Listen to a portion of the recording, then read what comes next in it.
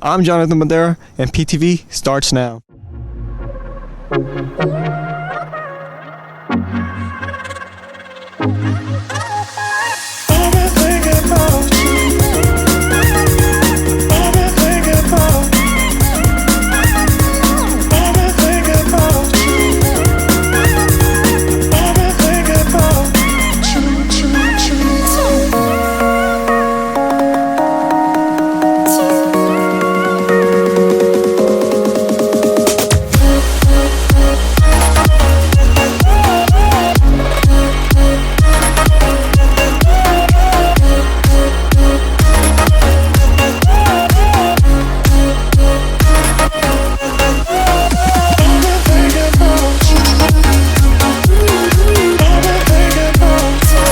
Welcome back, PHS. Today is October 12th, 2018. I'm Xandra Kurtz. I'm Kelsey Vance. Kicking off our show today are PHS club meetings.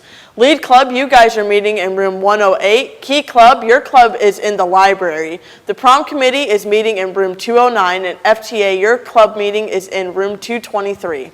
Meanwhile, the Chinese club is meeting in room 201. Alpha Delta Rho is in room 120. Pep club is in the auxiliary gym. And it's obvious our PTV crew is right here in the studio, bringing this show to you.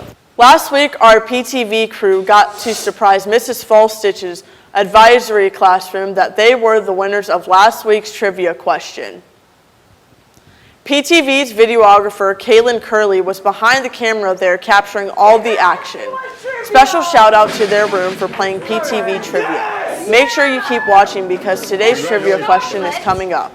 Speaking of our trivia question, it's now time to reveal last week's winning class and trivia answer. As you might remember, we asked you how many children have died from eating tainted Halloween candy covered to them by strangers during Halloween. And although the question raised some debate in our own newsroom, we discovered through some major fact-checking the surprising answer is 0. No children were fatally injured from taking tainted Halloween candy from a stranger despite scary claims. We received multiple correct answers, but the random selector chose Mr. McKenzie as the final winning room. Congratulations to your advisory class. Your tasty treat is on its way right now. Well, speaking of another myth, if you ever had the flu, you know how sick you can be. Chances are good that some of the advice friends and family gave you about avoiding or dealing with the flu was wrong. So Jonathan Madera and Colin Milton hit the nurse's office and contacted the Marshall County Health Department in search of some answers. We asked, can you catch the flu from getting the flu shot vaccine? We were told no. The vaccine is made from an inactivated virus that can't transmit infection.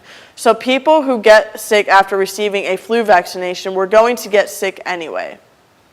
If you plan on getting a flu shot, you can do so at the Marshall County Health Department for a discounted price. They advise you to do so before the end of October because it takes a week or two to get protection from the vaccine. If your family's on Medicaid, they will pick up the fee of your flu shot. If you do not have insurance, it will cost $8 for the shot if you are 18 years or under.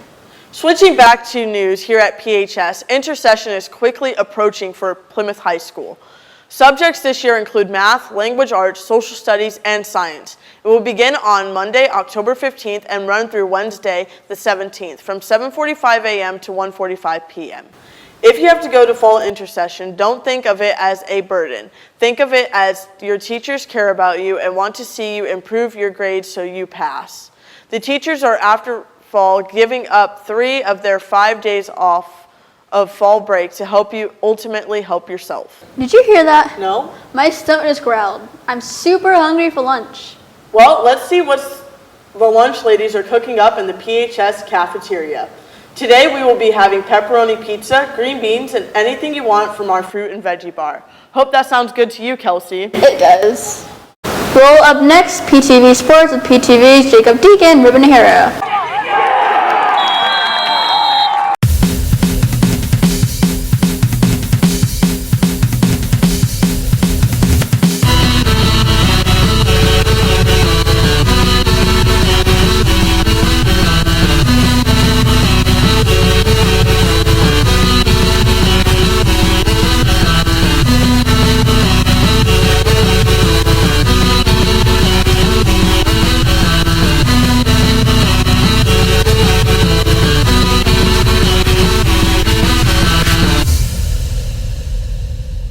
morning, PHS. I'm PTV's Ruben Herrera. And I'm PTV's Jacob Deacon, and we're back to let you know what PHS Sports will be going on this weekend. At 10 a.m., the JV football team will head to Northwood to take on conference rivals the Northwood Panthers. Also at 10 a.m., the girls volleyball team will be competing in the IHSAA sectional tournament taking place in LaPorte. And at 10:30 a.m., the cross-country team will be competing in a regional matchup at Culver Academy. We would like to congratulate the girls soccer team on a great season as they finished 12-6 in the regular season and made it to the semifinals in the sectional championship. The team was led by captains Sydney Smith and CeCe Robinson, but of course all the girls put in effort for a fantastic season. Once again, great job on your season, girls.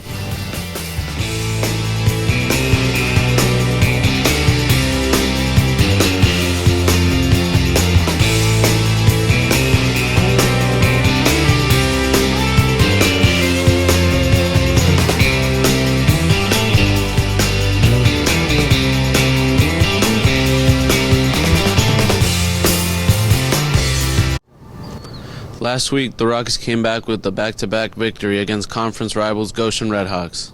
In the first half, the score was tight, but the Rockies' offense was too much for the Redhawks in the end. Joe Barron threw for 243 yards, and Blake Reed ran for 202. The final score was 49-31, pushing the Rockies to a fourth straight win at 6-2. Tonight, our Plymouth Rockies will be playing their last regular season game here at home. This game will be a tough one as Plymouth will be going up against a team who hasn't lost a game yet this season, the Northwood Panthers. Our Rockies will be able to change that and even be able to turn their own record to 7-2. They need everyone's help. So come out and cheer on Plymouth to victory here at the Rock Pile at 7 p.m. And that wraps up our sporting events for this week. I'm PTV's Ruben Herrera. And I'm PTV's Jacob Deacon. And we'll see you next week. Thanks, guys. With Halloween being this month, wondering, do you get chills when walking through a graveyard? Or does the thought of tombstones make the hair on the back of your neck stand up? If you do, you are not alone. And it all goes with the theme of this week's spooky PTV trivia question. This week's question is, what is the fear of cemeteries known as?